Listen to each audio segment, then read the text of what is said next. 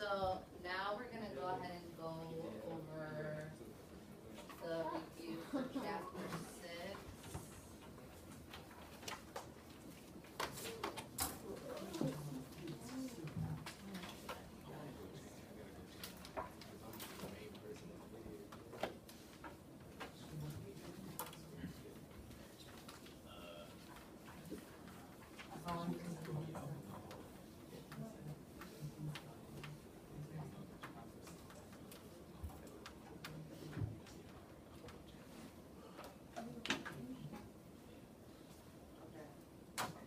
So you all read chapter 6, right? Yeah. Okay. So let's start with question number 1 then. Is Stradlater pleased with the composition that Holden wrote for him? What does he say? What does Holden do with the composition? Who wants to go ahead and take this first question? You don't have to raise your hand, but it's your answers. Speak up, Ari, we had that voice. Satisfied. He was not satisfied, because what did he write about? The baseball. What do you want him to write about? Absolutely. Okay, so what does he say to him when he finds out what he wrote about? Yep, He was like, he was saying that was the reason he was flunking out. a little bit louder for He me. was saying that was the reason he was like flunking out. Yeah, basically he's saying like, what are you doing? You're gonna make me mess up. You're screwing with me, blah, blah, blah. Okay, so what does Holden then do with the composition he wrote? He tears it up. Yep, he tears it up. And what's Stradlater's reaction to that when he tears up the paper? David? You know. What did Stradlater do when he tore up the paper? What did he say to him? He asked him why didn't he. Yeah, he thought he was crazy. He's like, what are you doing? Yeah. Good job.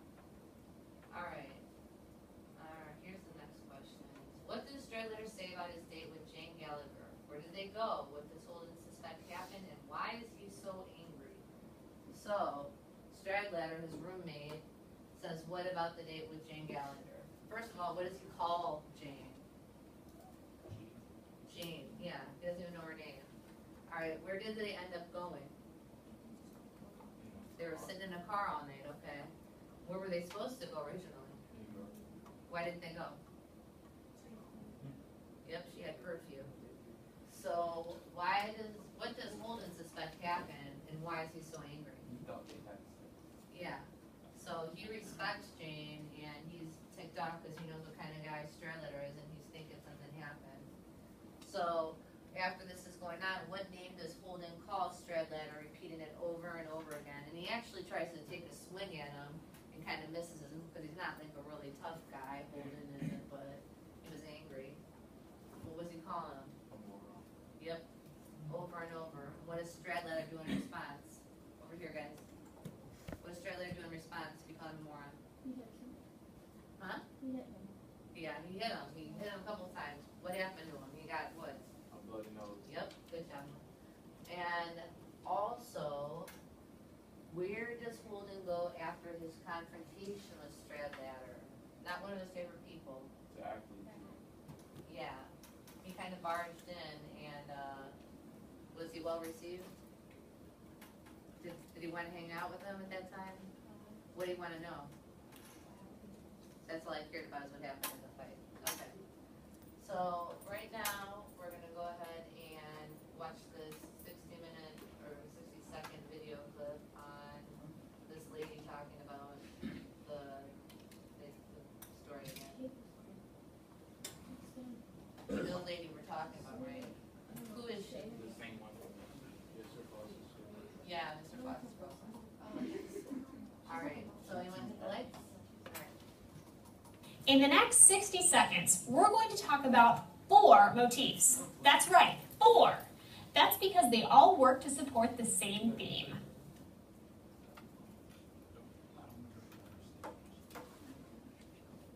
If you watched Recap 6, you know that one of the Catcher in the Rye's themes has to do with alienation. And since motifs advance the novel's theme, you shouldn't be surprised when I tell you that 4 of the recurring issues in this book are loneliness, relationships, intimacy, and sexuality. Surprised? Yeah, I guess relationships, intimacy, and sexuality don't usually make you think of alienation, except when it comes to Holden. But that's just it. Holden is lonely because he's incapable of having a relationship. His awkwardness and rudeness drive his friends away. He's incapable of intimacy. His awkwardness and rudeness drive his girlfriends away. And he's incapable of connecting physically. Remember that Holden has opportunities for both emotional and physical intimacy, but he always messes them up and retreats into his own cynicism instead. The point. Even the motifs in the story represent the tug-of-war that Holden faces. He searches for connections only to undermine anything meaningful that would counteract his isolation. Okay, awesome. So she went over everything to do with basically Holden putting people at bay, even though he kind of wants relationships, but he doesn't know how to keep people close to him. And now we will read chapter 7. Is everybody ready? We have our iPads and no, it's the same. You like the guy with the accent? Yeah, me too. But I don't know if we don't, I'm not sure. I'd have to ask later on if we don't have any more, but it was more believable because he's from that area, right? Yeah. It's the same boy that read it from the first one. Yeah, he messes up this time too. So, he's young, you gotta give him a break.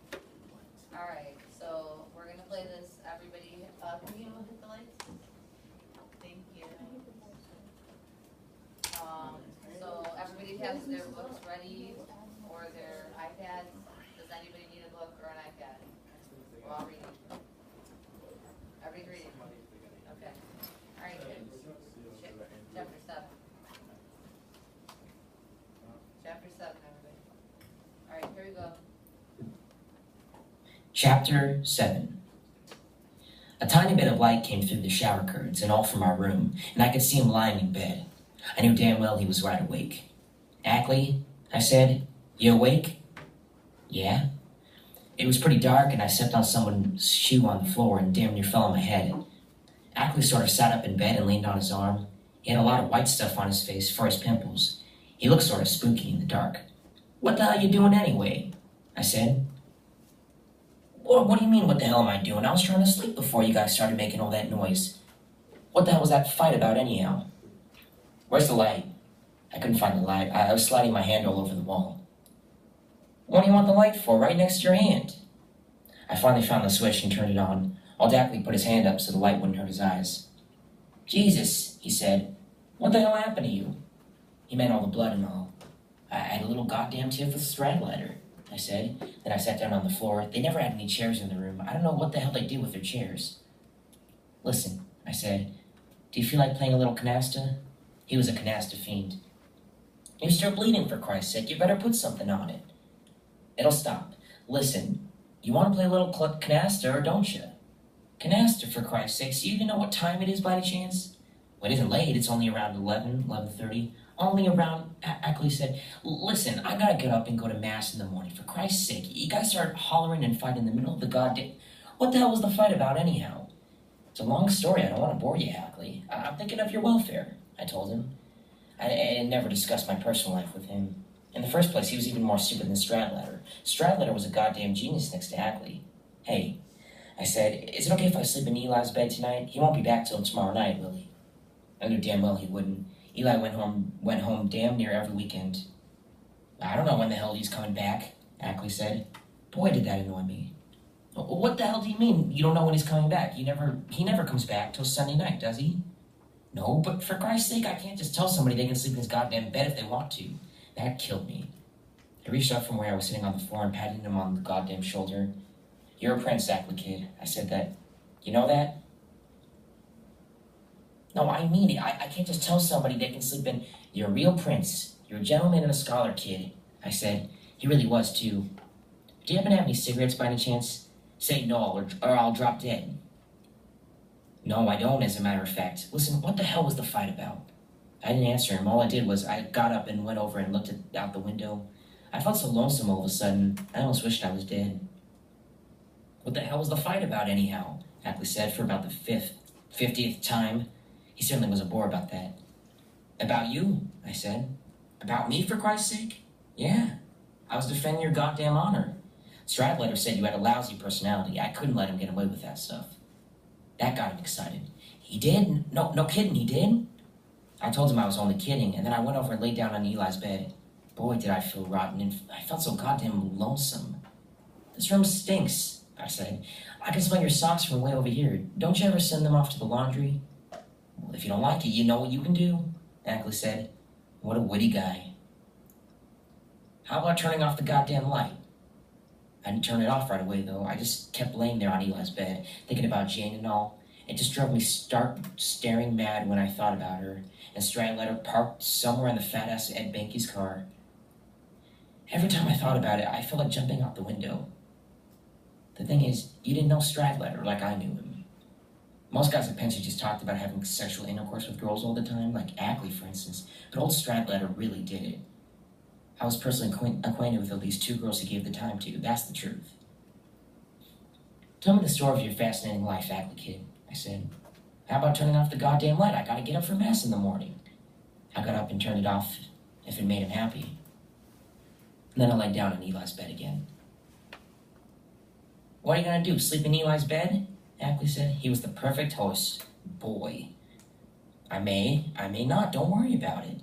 Well, I'm not worried about it, only I'd hate like hell if Eli came in all of a sudden and found some guy. Relax, I'm not gonna sleep here. I wouldn't abuse your goddamn hospitality. A couple of minutes later, he was snoring like mad. I kept laying there in the dark anyway, though, trying not to think about that old Jane and Stradlater and that goddamn Ed Behnke's car, but it was almost impossible. The trouble was, I knew that guy Stradlater's technique. That made it even worse. We once double dated in Ed Behnke's car, and Stradlater was in the back with his date, and I was in the front with mine. What a technique that guy had. What he'd do was, he'd start snowing his date in this very quiet, sincere voice, like as if he wasn't only a very handsome guy, but a nice, sincere guy too. I damn near puked listening to him. His date kept saying, "No, please don't, please," but old Stradlater kept snowing her in this Abraham Lincoln sincere voice, and finally, there'd be this terrific silence in the back of the car. It was really embarrassing. I don't think he gave that girl the time of the night, but damn near. While I was laying there trying not to think, I heard old Stradlater come back from the can and go in our room. You could hear him putting away his crummy toilet articles and all, and opening the window. It was a fresh air fiend. Then a little while later, he turned off the light. He didn't even look around to see where I was at. He was even depressing out on the street. You couldn't even hear any cars anymore. I got feeling so lonesome and rotten, I even felt like waking Ackley up. "Hey, Ackley," I said in sort of a whisper, so Stradlater couldn't hear me through the shower curtain. Ackley didn't hear me, though. "Hey, Ackley." He still didn't hear me. He slept like a rock. "Hey, Ackley." He heard that all right. "What the hell's the matter with you?" he said. I was asleep, for God's sake." "Listen, what's the routine on joining a monastery?" I asked him. I was sort of toying with the idea of joining one. "Do you have to be a Catholic and all?" "Well, certainly you have to be a Catholic. You bastard, did you wake me up just to ask me a dumb question?" Go back to sleep. I'm not going to join one anyway. The kind of luck I have, I'd probably join one with all the wrong kind of monks in it. All stupid bastards or just bastards. When I said that, old Ackley sat way the hell up in his bed. "Listen, I don't care what you say about me or anything, but if you start making cracks about my goddamn religion, for Christ's sake, relax," I said. "Nobody's making any cracks about your goddamn religion." I got up off Eli's bed and started towards the door. I didn't want to hang around in that stupid atmosphere anymore. I stopped on the way, though, and picked up Ackley's hand and gave him a big, phony handshake. He pulled it away from me. "What's the idea?" he said. "No idea. I just want to thank you for being such a goddamn prince, that's all," I said. I said in this very sincere voice. "You're aces, Ackley kid," I said. "You know that?" Wise guy. Someday somebody's got to bash her. I didn't even bother to listen to him. I shut the goddamn door and went out in the corridor. Everybody was asleep or out at home for the weekend, and it was very, very quiet and depressing in the corridor. There was this empty box of Kolynos toothpaste outside Leahy and Hoffman's door, and while I walked down towards the stairs, I kept giving it a boot with this sheep-linned slipper I had on. What I thought I'd do, I thought I might go down and see what old Mal Brossard was doing, but all of a sudden I changed my mind. All of a sudden, I decided what I'd really do. I'd get the hell out of Pensy right that same night and all. I mean, not wait till Wednesday